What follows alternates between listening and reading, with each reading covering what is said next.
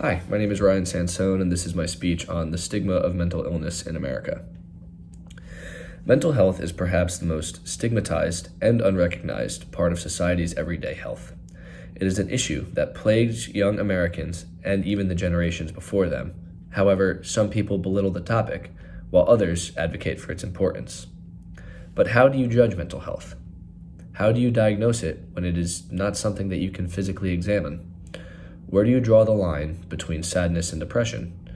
While coming to the surface in recent decades, mental health has always been something that, when untreated, causes a person to implode.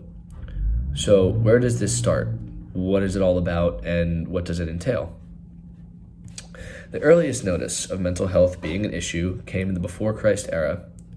Back then, mental health disorders were thought of as a way to condemn those that failed to follow the ways of religion. There were punishments sent down by the gods or by demons in the minds of those people in that time. Throughout the Middle Ages and into the 18th century, mental illness carried a large negative stigma, was not accepted, and was not even tolerated. The mentally ill would often be forced into hiding or institutionalized in places with worse conditions than prisons just for being different than the typical person.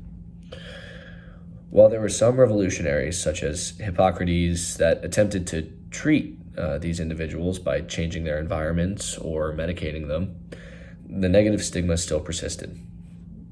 For years, revolutionaries and activists lobbied for those who could not advocate for themselves, from Dorothy Dix fighting for better housing for the mentally ill throughout the 1800s to Harry Truman passing the National Mental Health Act in the mid-1900s.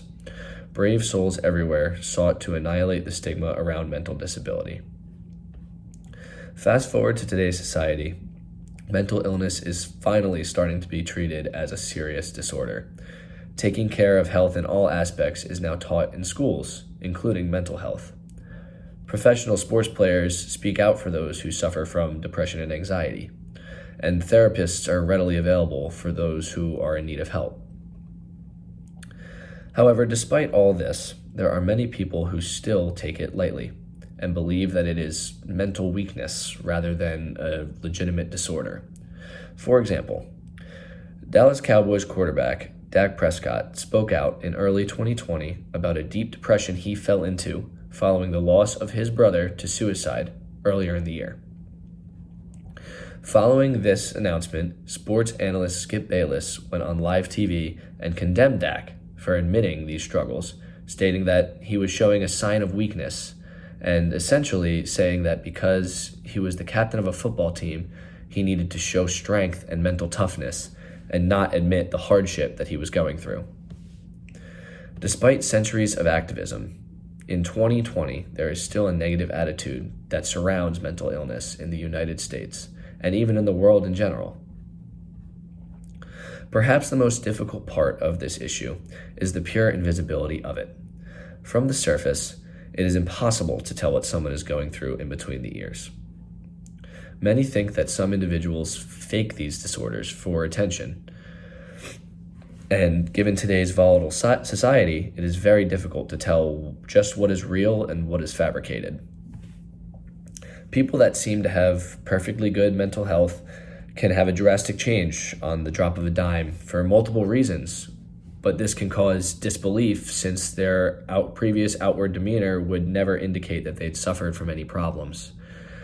People with poor time management and bad decision-making skills tend to blame their problems on self-diagnosed, illegitimate illnesses, and this further discredits these diseases. This is how the disbelievers and those who cast a negative shadow upon mental illness justify their argument that it's not a big deal. However, the supporting side explains how disorders like CTE and PTSD have been linked to depression, anxiety, and unfortunately suicide. The most unfortunate part about mental illness is that no matter how severe or mild, it still takes the lives of nearly 800,000 people every year in the form of self-harm. At the end of the day, the divide lies within just how serious should mental illness be taken. Modern medicine has come up with numerous ways to treat and assist those who have a mental disorder, no matter the severity, but the issue still lies with how to erase the negative stigma that surrounds it.